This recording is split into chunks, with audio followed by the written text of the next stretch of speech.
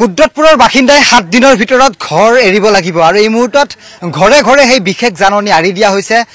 গুৱাহাটীৰ বন বিভাগৰ একাংশ লোক আহিছে আহি তেওঁলোকে ঘৰে ঘৰে সেই বেনাৰ পোষ্টাৰিং কৰা মুহূৰ্তত দেখিবলৈ সক্ষম হৈছো আৰু মই এই যি সূৰ্য পাহাৰত উপস্থিত আছো আৰু মোৰ পিছপিনে আপোনালোকে দেখিবলৈ সক্ষম হৈছে এয়া হৈছে কুদ্ৰতপুৰত এই বৃহত্তৰ অঞ্চলৰ যি ইছলাম ধৰ্মাৱলম্বী লোকসকল আছে তেওঁলোকৰ এয়া হৈছে উপাসনাথলী অৰ্থাৎ এটা মছজিদ আৰু মছজিদটোত তেওঁলোকে ইয়াত স্থাপন কৰিছিল কৰি দীৰ্ঘদিনে তেওঁলোকে দাবী কৰিছে প্ৰায় 30-40 বছৰ ধৰি তেওঁলোকে ইয়াত বসবাস কৰি আহিছে ইয়াত উপাসনা কৰিছে কিন্তু এই যেটো মাদ্ৰাজাৰ প্ৰসংগটো আহিছিল সেই মাদ্ৰাজাখন য'ত স্থাপন কৰা হৈছিল সেই স্থায়ী টুকুৰা মই ইমৰত দেখুৱাব বিচাৰিছো কৈছো নিউজ 18 অসম নৰ্থ ইষ্ট একমাত্ৰ আমি গ্ৰাউণ্ড জিৰোত আহি উপস্থিত হৈছো আহি গ্ৰাউণ্ডৰ পৰা সঠিক তথ্য এই মুহূৰ্তত দৰ্শকসকলৰ সন্মুখত উপস্থাপন কৰিছো এই যিকেইটা আপুনি এই মুহূৰ্তত খুঁটা দেখিবলৈ সক্ষম হৈছে মই কিছু আগুৱাই আহি দেখিবলৈ সক্ষম হৈছো যে আপোনালোকক দেখুৱাম যে এইকেইটা খুঁটা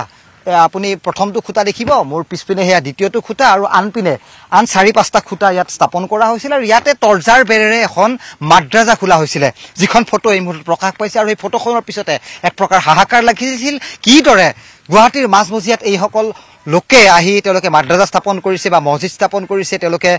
ইয়াত বসতি স্থল হিচাপে তেওঁলোকে ইয়াত ঠাই নিৰূপণ কৰিছে বিভিন্ন মহলত এই ধৰণৰ বিষয় উত্থাপন হৈছিল কিন্তু পোনে পোনে যদি মই এই বিষয়টো যদি আপোনালোকৰ পৰা যদি মই জানিবলৈ চেষ্টা কৰোঁ দাদা আপোনালোক ইয়াৰ স্থানীয় আপোনালোকক এতিয়া ইয়াৰ পৰা ঘৰ এৰি যাবলৈ দিয়া হৈছে নিৰ্দেশ দিয়া হৈছে এই মাদ্ৰাজাখনৰ কথাটো কওকচোন এবাৰ মাদ্ৰাছাৰ কথাটো কি ক'ম কিমান পুৰণি এইখন মাদ্ৰাছাটো এইটোতো আপোনাৰ মানে বহুত আগত বনাইছিলে মাদ্ৰাছাটো বনোৱাৰ পিছতে মাদ্ৰাছাটো আকৌ এইটো মানে যেতিয়া কিবা এটা কাৰণে মাদ্ৰাছাটো বন্ধ হৈ গ'ল মাদ্ৰাছাটো ভাঙি পেলাই দিলে মানে কি কয় থানাৰ পৰা কিবা এটা অভিযোগ আহিছিলে থানাৰ পৰা বোলে এইটো বেন কৰি দিলে বন্ধ কৰি দিলে মাদ্ৰাছাটোতো নাইকিয়া হৈ গৈছে এতিয়া আপোনালোকে দেখি পাইছে যে ইয়াতে মাদ্ৰাছা নাই অকল মানে ঘৰটো এইটো মছজিদটো যোনটো আছে আমি যেনেকৈ ধৰক আমি ধৰ্মীয় মানুহ যেনে মুছলমান ধৰ্মীয় মানুহ সেইটো হিচাপত আমি মানে ইয়াতে মছজিদটো ৰাখিছোঁ আৰু নামাজ স্থান পঢ়ি আছোঁ কিমান পুৰণি এই মছজিদটো মছজিদটো মোটামুটি ধৰক নাইনকৈ 20 বছৰমান হৈছে 20-22 বছৰমান তেনেকুৱা হৈছে মছজিদটো হঠাৎ আপোনালোকৰ ওপৰত চকু পৰিছে চৰকাৰ প্ৰশাসনৰ দাদা হয়নে সেনেকুৱাই লাগিছে আমাৰ ইয়াত আহি কিন্তু বছৰ ধৰি আপোনালোক ইয়াত থকা বুলি আপোনালোকে দাবী কৰিছে কিয় ইমান দিনে চৰকাৰ প্ৰশাসনে দেখা নাছিল নেকি বন বিভাগে দেখা নাছিল নেকি তেওঁলোকৰে ঠাই বুলি কোৱা হৈছে ইয়াত ফটাশিলৰ এখন সংৰক্ষিত বনাঞ্চল বুলি কোৱা হৈছে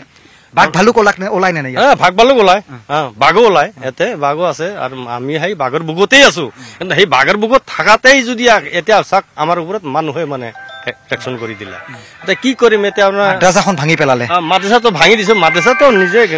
গুচি গ'ল মাদ্ৰাছাটো মানে হেৰি নাই সদ্যহতে মছজিদটো আছে এতিয়া খালি অকল আমাৰ এই নামাজ পঢ়াৰ কাৰণে খালি মছজিদটো ৰাখিছো তাৰ ওপৰতে মানে এইটোৰ মানে ইন্ধন বেছি হৈ আছে এইটোৰে দেখোন ক'ত যাব আপোনালোকে ধৰি লওক এটা আমি যাম ক'ত এতিয়া আমাৰ তাৰ ৰাস্তা নাই উপায় নাই এটা আমিতো মানে হেৰি অবজেকশ্যন কৰি আছো যে যদি দয়া কৰি আমাক যদি কিবা কৰি যদি খালি ইয়াতে মাদ্ৰাছা মছজিদৰ এইবিলাক নাই আমাক খালি থাকাৰ জেগাখিনি দিলেও আমি মানে বহুত মানে শান্তি পাওঁ বা আপুনি অৰিজিনেল ক'ত হয় আমি অৰিজিনেল নগৰপাৰা আপুনি গুৱাহাটীৰ ভিউটো এবাৰ চাই লওক এয়া মই কৈছো সূৰ্য পাহাৰ বৃহত্তৰ আদিমগিৰি ফটাশিল আমবাৰীৰ এই বৃহত্তৰ যিটো ফৰেষ্ট যিটো এলেকা এয়া হৈছে গুৱাহাটীৰ পৰিৱেশ আৰু এই স্থানৰ পৰাই গুৱাহাটীখন সুন্দৰভাৱে ইয়াৰ পৰা উপভোগ কৰিব পাৰি আৰু সেই ধৰণৰ ঠাইত এই বিশেষ বিতৰ্কটো ইয়াত মুহূৰ্তত সূচনা হৈছে দীপ কিছু আমি আগুৱাই আহিম আৰু এখন বেনাৰ মই দেখুৱাম এই মুহূৰ্তত য'ত মছজিদৰ বেনাৰ যিটো ৱালত লগাই দিয়া হৈছে আপুনি বিচৰা বাতৰি পাব কেৱল নিউজ 18 এপত নিউজ 18 এপ ডাউনলোড কৰিবলৈ স্কেন কৰক এই QR কোড গুগল প্লে ষ্টৰতো পাব এই নিউজ 18 এপ